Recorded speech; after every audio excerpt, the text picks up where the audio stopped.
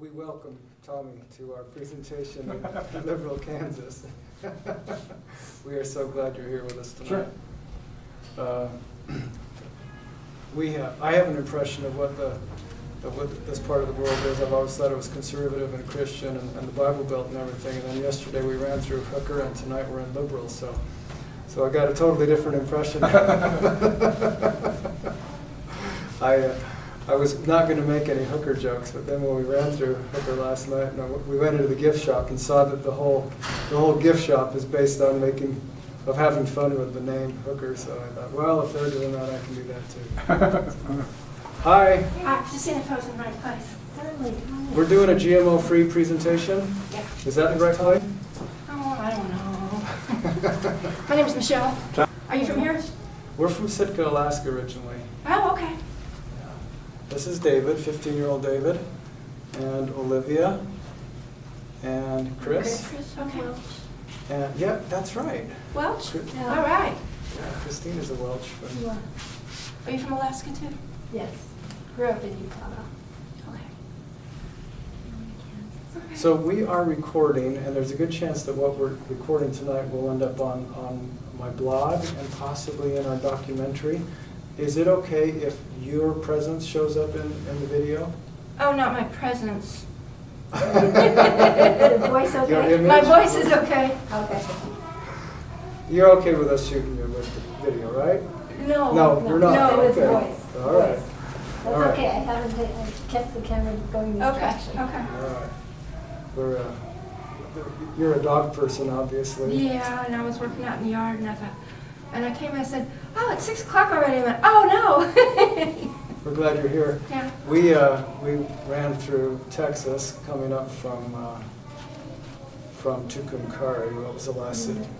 From New Mexico, and then we ran in on 54 up to Dalhart, and we didn't really do much with talking to people about the GMO thing, but Olivia got a new dog at Dogs in Texas, dogsinTexas.com, and they have this great big sanctuary there for rescue dogs, and so we now have 2 dogs with us, one that we've owned for 15 years and a pup that we just picked up there that was a rescue dog, and so.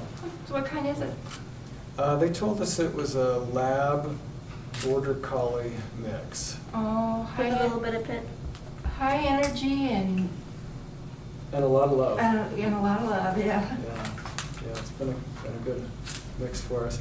So last night we came by here, Chris came by, we put up the little flyers where we're talking about our run and we're talking about the GMO-free mission. So we have 2 things that we're kind of talking about when we give Okay. presentations.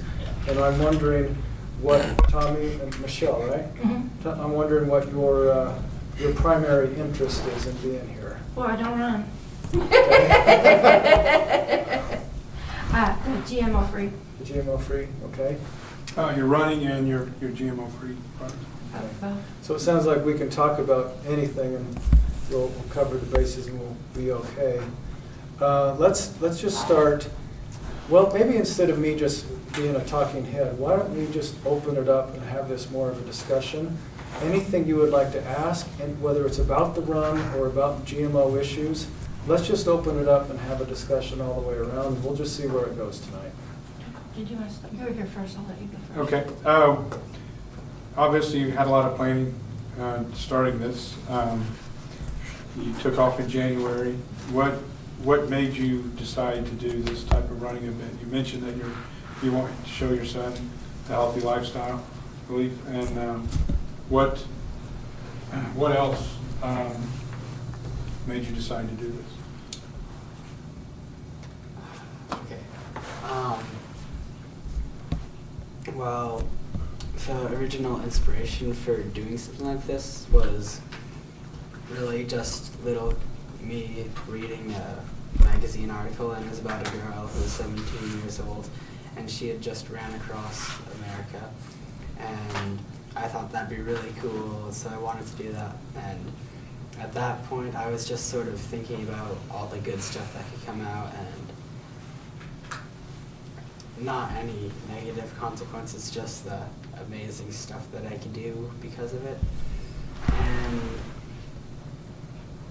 so I kept on talking about it, I guess, and brought up the subject a few more times, and my mom and dad decided that we were going to do this. So When David says do this, I'm not sure if you're I was aware gonna of say, it. where did you start? And We started in Huntington Beach, California, January 18th, and here we are in Liberal, Kansas, about 1,200 miles into it. We're approaching the halfway point. I think Wichita will be about halfway, and we'll end up on the eastern seaboard in New Jersey, mid-July.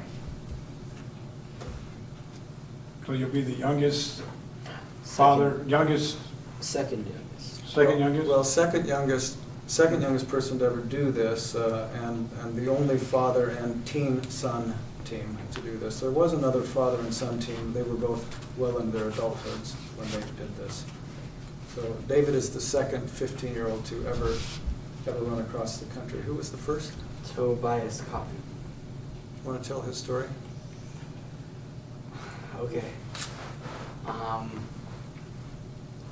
Well, Tobias Cotton, he was 15 years old, and his family just moved to Los Angeles, and his dad was an auto mechanic, and his dad got really badly injured in a car repair accident thing. And so the family was left without a way to have any sort of income, and they couldn't do anything about it. So when Tobias Cotton heard about something that was, what was it called? The Great American Foot Race. When he heard about that, he heard about the $25,000. I think so. Yeah, the $25,000 reward for the first place finisher. He thought, this is how I could save my family. And so, this was in 1928, and he started running, and there was 198. 198, I think. 198 competitors at the beginning, and when he finished the race, he was the last person out of everyone who had completed the race, and that was 30 something. yeah. So most of the people dropped out, and so he didn't get the prize. So someone, it was William Bojangles Robinson. He organized a play in his honor, in Tobias's honor, to pretty much honor what he'd done, and all the proceeds would go to his family to help him get out of poverty and just to help them. And he also earned a gold diamond studded medal for being so great for his family and stuff.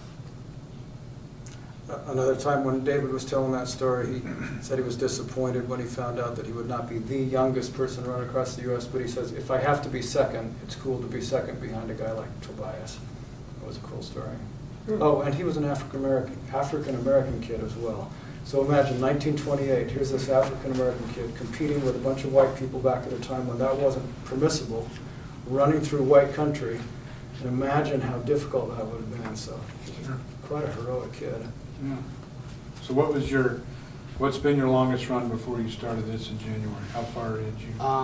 The farthest before this run was like probably 24 miles. So you'd almost completed a marathon before you started? Yeah. So it's not totally new to you? Yeah, I've been running since I was pretty young, but not really training that much. But yeah. He became the regional cross-country champion this last fall as a freshman in the 3A division. So there are 4A kids that are faster than David. In 3A, he was the champ at the age of 14. So he's got some talent.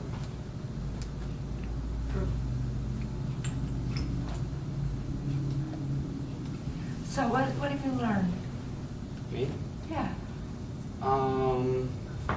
what's the best place you've seen so far? Well, this is harder than I'd imagined it. Like when I was little, and I just thought, oh yeah, I'll be great and I'll run a bunch, and I'll come back faster, then I'll be really fast. And that was pretty much my thought process when I was younger. And the first few days were really, really tough. Like, we didn't prepare too well, and we just had a few slices of bread before this first run. And we got to the beginning thing, I don't really know what to call it, but the start sort of late, and then we started and we ran 9 miles on the first day. And that was pretty hard. Yeah, lack of sleep, bad food, exhaustion, driving down from Utah to California. So yeah, it was a hard start for David. David said later he thought, oh boy, if this is it, I'm not sure I want to do this. But that was one of the hardest days for David. For me, the most epic place was Navajo Indian Reservation. Coming into the reservation and hitting some of the mesas and the buttes, just the grandeur, the majesty of the Red Rock country, and the size. I would say to David, I think that's maybe 10 miles away, and it would turn out to be 20 miles away. Everything was so big, I couldn't gauge distances. And there was something deeply spiritual about being in a place that was that immense and still free of human. Couldn't see much of human evidence around, and so it was like, wow, it felt really cool for me to be there. I like that.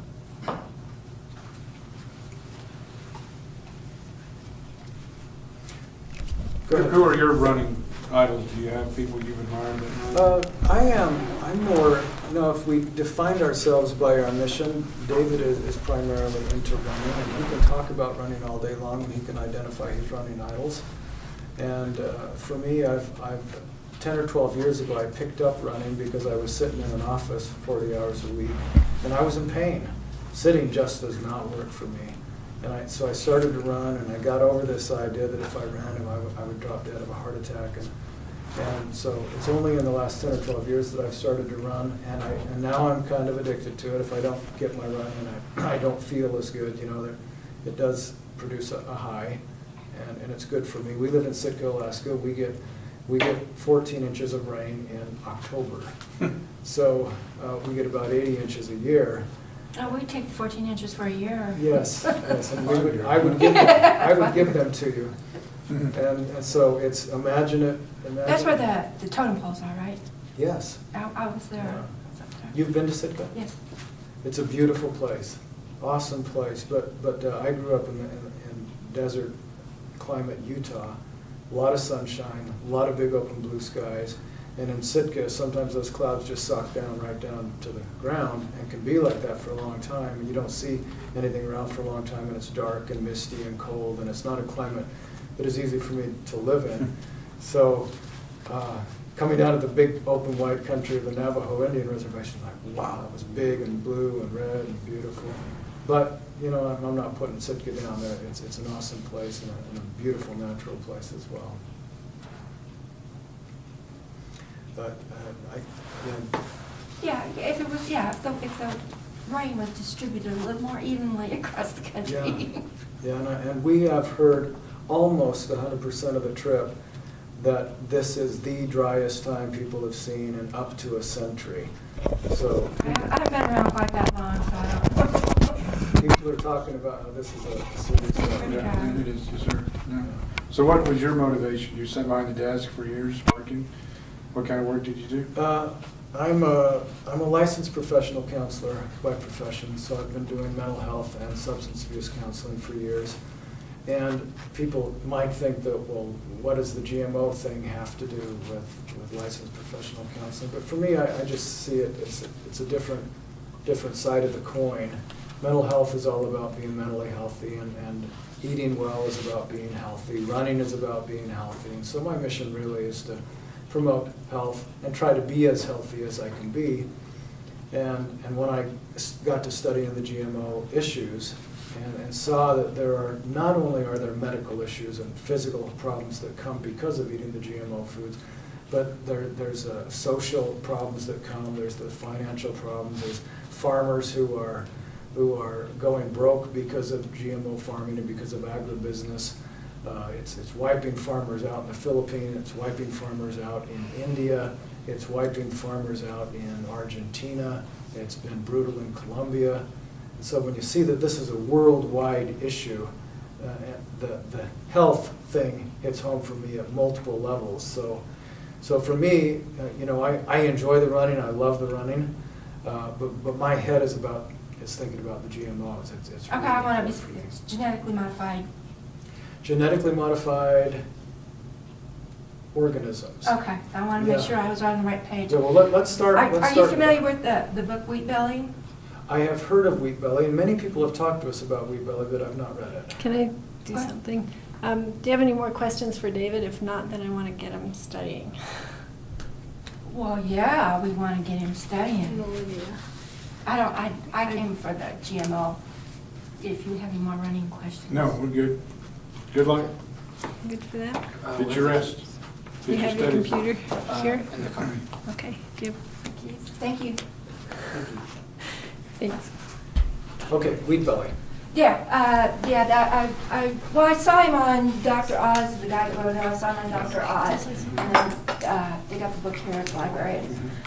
It was a lot of big words and stuff. But the general gist is, because the genetically modified wheat is what I have. Because I was always skinny. I weighed less than 100 pounds most of my life, and then all of a, and then. I mean, I have gotten older and more, but still, no one in my family has ever been fat, and I think that's why. And I'm not gonna. I will not comment personally. Okay. Well, I think at least has a lot to do with it anyway. Let me It has addictive properties to it, and let me just throw out a few other points. of Okay. view. Okay. One, when the author of the book says that wheat is genetically modified, I understand what he's saying, but he's not using the phrase genetically modified the same way that most of us use it when we're talking about GMOs. oh, he's okay. No, There's a difference. when we talk about GMOs, genetically modified organisms, we're talking about how scientists have taken genes from one species or 2 or 3 different species and mixed that up with our food. Mhm. Okay, so for one, that has not yet happened with wheat. Okay, According to him, it has. not this way. Not this way with but other. They've done tests. They've used tests, but it hasn't been available commercially. Well, let me back up. Wheat has been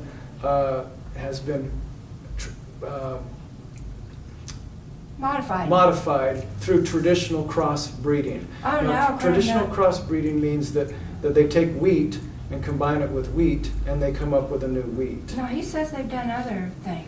Well, okay, there is no commercially available genetically modified wheat on the market. They have done that, but it was removed from the market 10 or 12 years ago. You'll recall that last May or so, there was some genetically modified, Monsanto's Roundup genetically modified wheat in Oregon.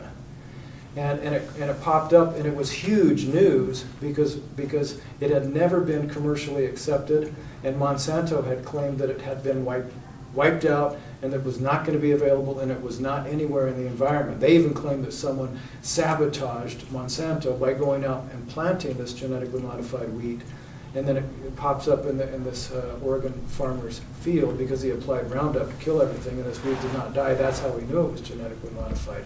So we don't have genetically modified wheat or Roundup ready wheat in the U.S. market. It is being grown in some other countries, but it was never accepted in the U.S. The wheat farmers and the consumers said, no way, we don't want this.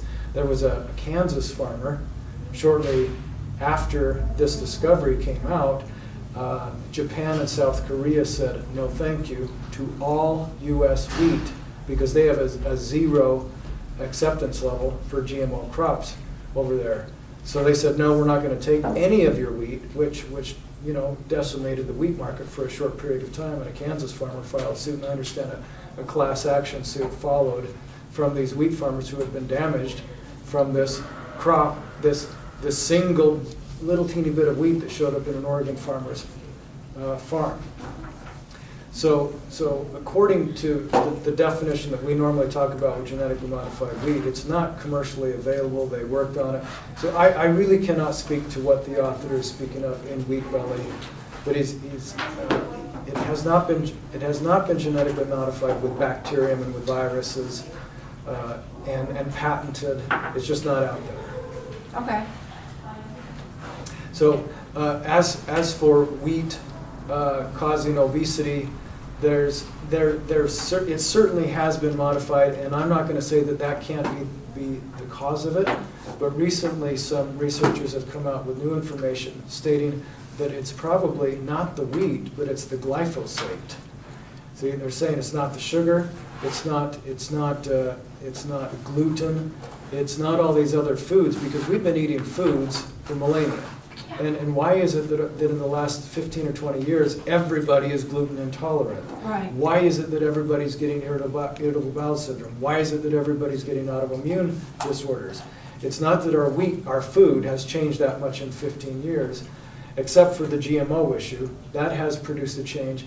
But everything out there, let me back up. A lot of our food is saturated with Roundup. Roundup is the world's #1 selling herbicide. The active ingredient in Roundup is glyphosate, and Monsanto has been telling us for decades now that glyphosate is safe. They used to advertise that it was safer than water, you could drink it, it was safer than table salt, and now scientists are coming out and saying, wait a minute, this stuff is dangerous, and they're implicating it with gluten intolerance, irritable bowel syndrome, celiac disease. Sri Lanka just recently banned Roundup in certain regions in their country because of an epidemic of kidney disease. So these farmers are applying Roundup day after day after day, and it's wreaking havoc in their system and it's shutting down their kidneys. Roundup is patented as an antibiotic. And so when you eat Roundup, you're actually killing off your gut bacteria. We know that 70 to 80% of our autoimmune system is based on the health of our gut bacteria. So if we're constantly eating something that kills off our beneficial gut bacteria and lets grow harmful gut bacteria, then we've got our autoimmune system all messed up, and we are ripe for a host of autoimmune disorders, digestive problems, reproductive issues, behavioral issues. Some suggest that autism, the epidemic in autism in recent years, could be linked to Roundup as well. So when you're speaking of GMO, you're basically just speaking of Roundup? Roundup is the herbicide that's generally applied to the GMOs. GMO is when you take, let's say, corn, and I go out and I find a bacterium in the soil called Bacillus thuringiensis, that's BT. And farmers have been using BT for a long time. They get it out of the soil, they sprinkle it on their crops, bugs come along, eat it, the corn rootworm comes along, eats it, and its stomach explodes. Farmers like that. They like little bug stomachs to explode. Okay, Monsanto says, okay, we've got a natural bacterium here. Let's isolate the gene that is toxic to these bugs, and then let's inject that directly into the corn. And they do that. Not through any precision technique. They actually use some So we're getting it too. So they get the BT in the corn, in the genes of the corn, in the DNA of the corn, and then it's not something that's applied to the corn that can later be washed off. It is actually part of the corn. So now we have BT corn. And then and it's much more toxic than the organic BT that exists in the soil. So the bugs come along and they eat that. It kills the bugs. The farmers are happy. But then the corn itself, when it gets on your plate, the BT is in every cell of every kernel of the plant and every cell of the corn. You eat that BT corn, and some people are suggesting that BT can survive in the gut bacteria and actually be assimilated into the gut bacteria, and your gut bacteria can end up producing BT, which is toxic. And you can become a BT producing factory, which can cause a host of digestive problems as well as messing up all the other systems, because everything is connected in our bodies, as we know. So the genetically modified organism is combining one species or 2 or 3 species with our food. That's what the GMO is. The Roundup is the poison that they put on the crop. And the reason they put Roundup on the crop is because several years ago, decades ago, the Monsanto people, Monsanto scientists, discovered a bacterium that survived in the presence of Roundup.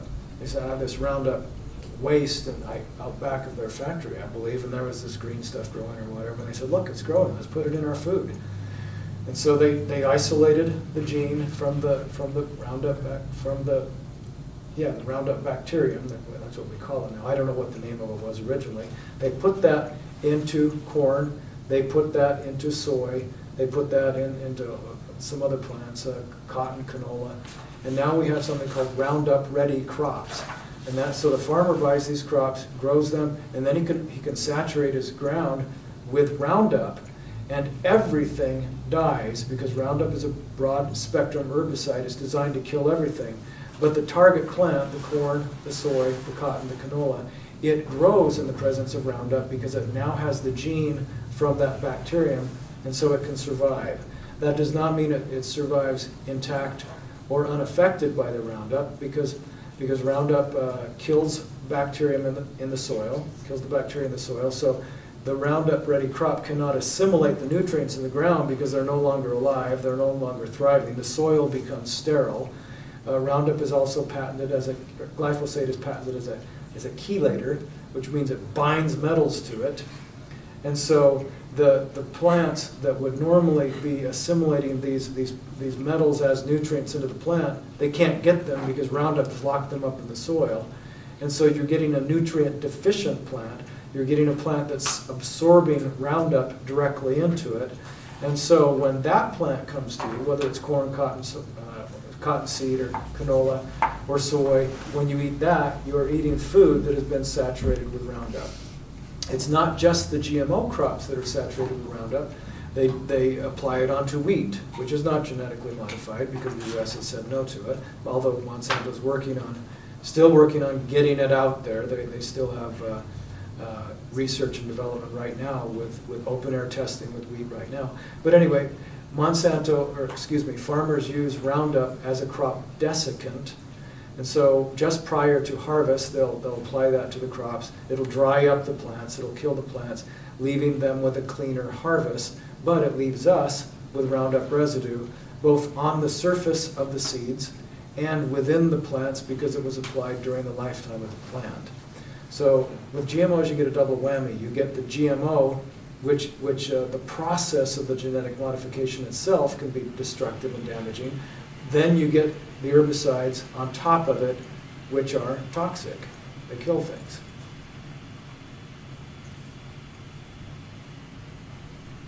Wow. That corn that I mentioned, the BT corn, if you look that up on Google, you'll find that the corn that's on your plate is registered. The corn itself is registered with the EPA as a pesticide. Not that they have to apply a pesticide to it, but the corn itself kills pests. So you're eating a pesticide when you eat BT corn. And is that what the black? This is not. This is traditional native corn, and I couldn't give you a name of the exact species, but a Navajo farmer in the Navajo Indian Reservation in Arizona named Tyrone, he gave this to us as a gift, and he talked about very, very discreetly about how sacred corn is to the Navajo people, and it's very much connected to their religious beliefs and offering prayers. The corn silk is part of the prayers that they offer up to their gods, their native gods, pre-Christian stuff.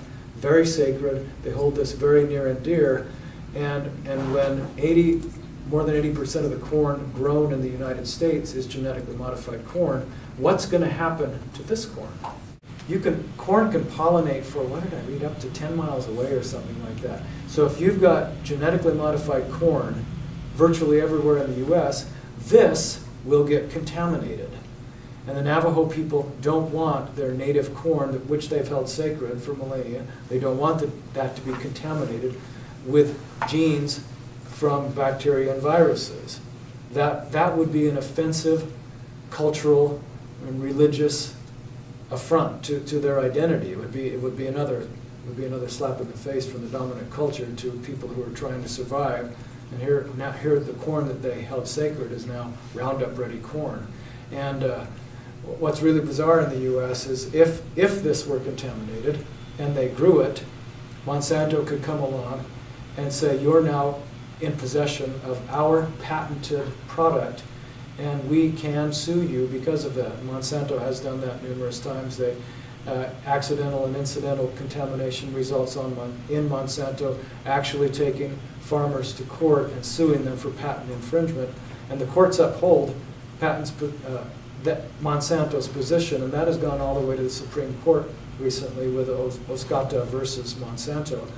And Clarence Thomas, who sits on the Supreme Court, used to represent Monsanto as an attorney, so it's no surprise that once again the Supreme Court rules in favor of Monsanto, and organic farmers are at risk of being sued if their crops are contaminated by Monsanto's crops.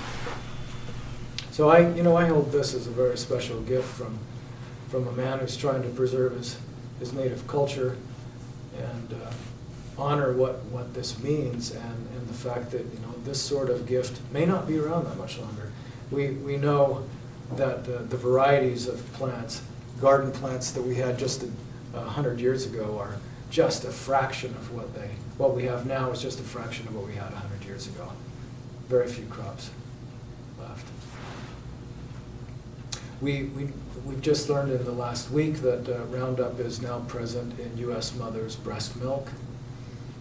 We've known that it's present in our urine. It's present in the air, water, and soil. And so how long has this been going on? 1994, first crops were commercially grown, and then it took off in the late 90s, and now, since then, more than 80% of the corn in the U.S. is genetically modified. More than 90% of the soy in the U.S. is genetically modified.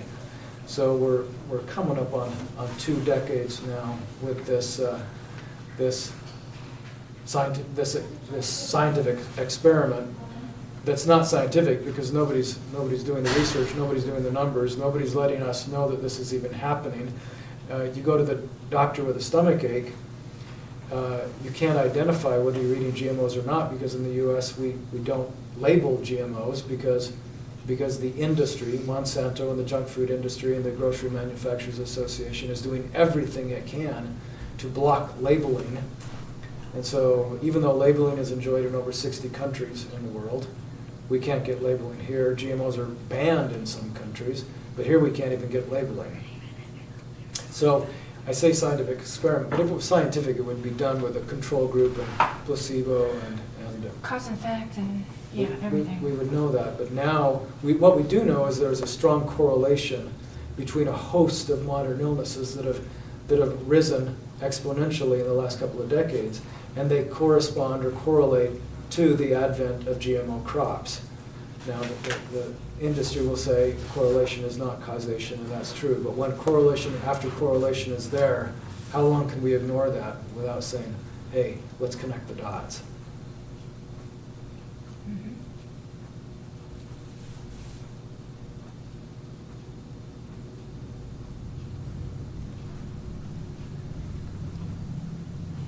And it's not just corn, right?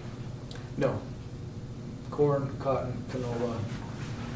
Sugar beets. Sugar beets, thank you. Yeah, sugar beets recently became GMO. That was just within the last 5 or 6 years, and it's already 80 or 90% of the crops.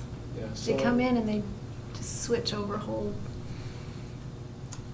commodities. And is Monsanto the only one or just the big leader? There's 5 or 6 big boys. Monsanto is the biggest holder of the patents for genetically modified organisms in the world. You probably are not aware of this, but the world's what has been called the world's largest organized protest in the history of the world. Happened a year ago last May. It was called the March Against Monsanto. And there were over 400 cities put together protests around the world. Some 2 million people marched on that day. And if you didn't watch it on TV, you're not alone, because obviously the mainstream media would not want to carry something that would hurt one of the biggest advertisers out there. So there was very little news coverage. The second March Against Monsanto happened in October, and the third is happening this May 24th, and I hope that it's bigger than the first one last May.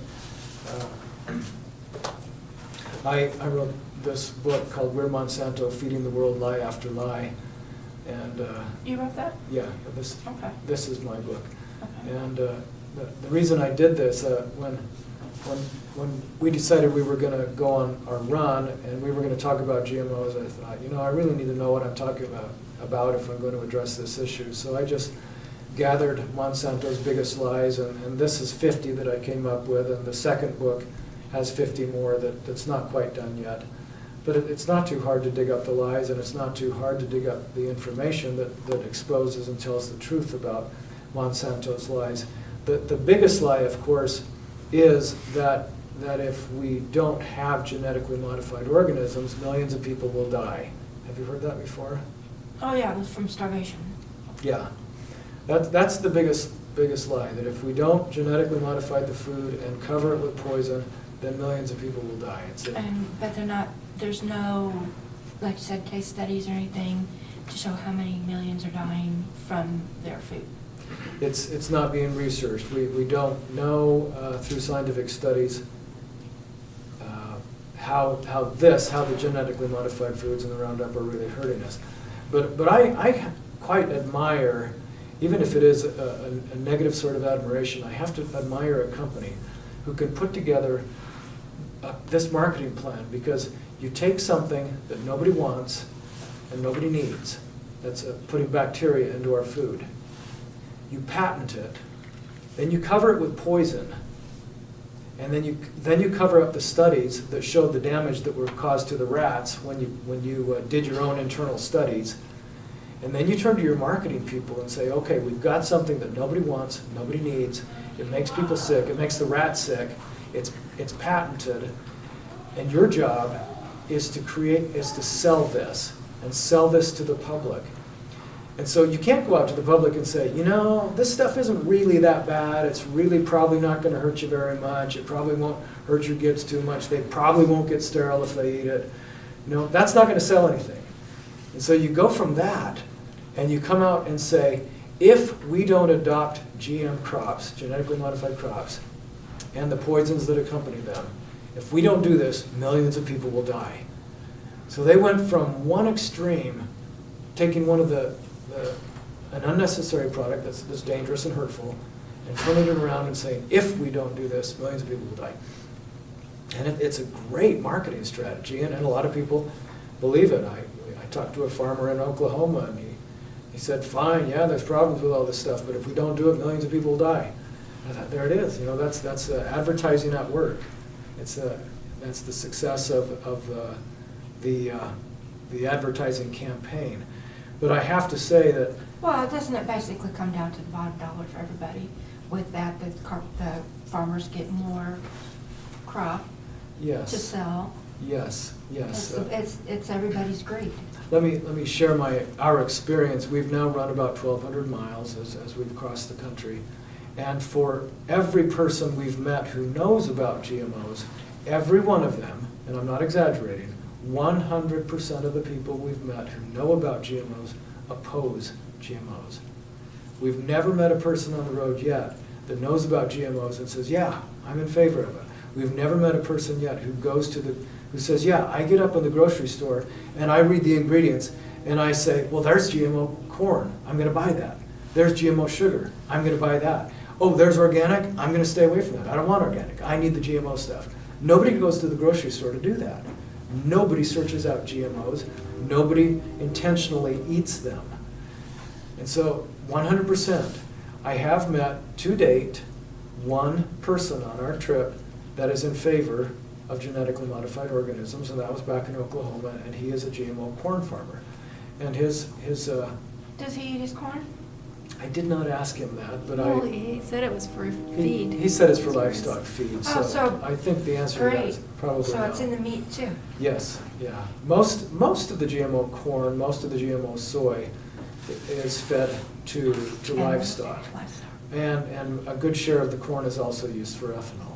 So the argument that we have to have these things to feed a hungry world is a false argument, because poor people can't afford the meat, and poor people can't afford to drive the cars on which the ethanol is run. So poor people aren't benefiting from GMO corn and soy. The genetically modified crops, by and large around the world, are the commodity crops that go to fatten up livestock so that we, middle class and upper middle class people in the world, can eat meat, cheap meat, and have it sold cheaply to us. So anyway, I do not want to come off as if I'm anti-farmer or anti-farming, because I understand that farmers nowadays are under huge, huge constraints. And they've been swept along this GMO revolution, much perhaps against their will. We talked to a farmer out of Saskatchewan, and he was on the border of Arizona when we met him a few months ago. And he says, Brett, I'd rather not grow it, but I can't even find conventional That's corn. what it said, that it's not available. Yeah, he said the whole system has been taken over, and he says, I don't like it. I have to talk to my neighbor and find out what he's growing, find out when his stuff is going to pollinate, and make sure that it doesn't cross-pollinate with my stuff, because I don't want his stuff to get messed up from my stuff. And so farmers are now having to be very careful with each other. Farmers now, who they might have had a friendly relationship with each other in the past, now it's like, if I'm growing GMO corn and I'm an organic corn farmer next door, I'm going to have to strip away and make bare all this land around on my property, to limit the potential of getting contaminated from his corn, because if I get contaminated, boom, I'm not organic anymore. And the price of my crop goes down. Who pays for that? Who's responsible for that? Who's liable for that? Well, in the U.S., that poor sucker's out. The organic farmer's just out of luck. Monsanto doesn't step up and say, oh, sorry, we screwed up your third generation organic corn farm. They don't do that. You're just out of luck. In fact, you might get sued for contamination, for patent infringement.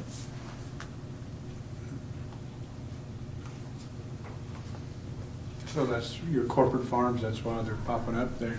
Yeah. Use the glyphosate product.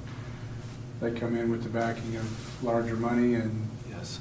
smaller guy, I think I read this week, 4,000 farmers were put out of business in Kansas this year. So, Is that right? Yes, and that's a process that's been happening for 40 or 50 years, but with the advent of agribusiness, when the chemical companies came in and started to move in and take over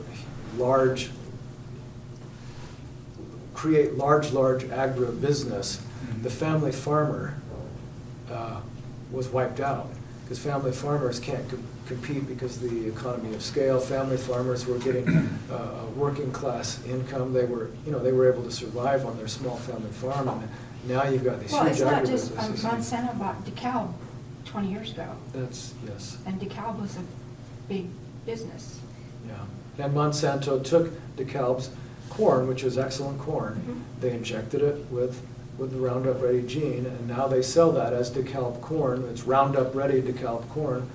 And they've bought up several other seed companies, and so Monsanto's created a virtual monopoly on the seed market. It's very difficult to go out there and find a seed or find a seed company that is not beholden to Monsanto or in some way connected financially to Monsanto. We use these seeds from Baker Creek Heirloom Seeds out of Mansfield, Missouri, provides these seeds for us free, and we distribute them as we go. And they take a seed pledge saying that nothing they sell is genetically modified, and they've also tested their seeds to ensure that they're not genetically modified. So after we hit Wichita, we're on our way to Mansfield to say hello and thank the people that are still providing seeds that have not been contaminated by Monsanto money or Monsanto genes. Do they have large farms that they plant their products there? I assume so. I'm not. They have a large catalog. We haven't been there yet. We haven't checked out their operation, but we're quite impressed with Where are it they so at? far. Mansfield, Missouri. I got some of these today, that's why I was Yeah. looking for Mansfield. The red romaine? Yeah.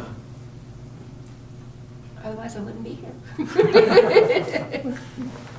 Glad you came. They have a planting festival next month, May 5th and 6th, 7th and 8th. May 4th and 5th, I 4th and believe it 5th. is. It's kind of a spring festival, planting festival. Yeah. And we're going to be there. Good to be there. And thank them for kind of sponsoring us with the seeds, and they've given us a booth so we can go there and talk about running across the country and talk about our book and what we're doing to, we just share similar missions. That's great. So we have a website. It's at runningthecountry.com. It's on the back of the seed packet. Oh, okay. We blog at runningthecountry.com. We also have we own Running the Country in Facebook, the group and the page. So if you're into Facebook, you can go type in Running the Country and you can become a member or like it or whatever it is. And be my friend on Facebook if you want to. I welcome that. I'm very grateful that you came. Let me be quiet. Just if you've got more questions, let's hear your questions, and we can wrap this up in just a few minutes. Questions? No, I think it's great what you're doing. Yeah, It's me great too. for your son and your daughter to experience that with your wife. Yeah, for him to That's, see the country while there's still country to see.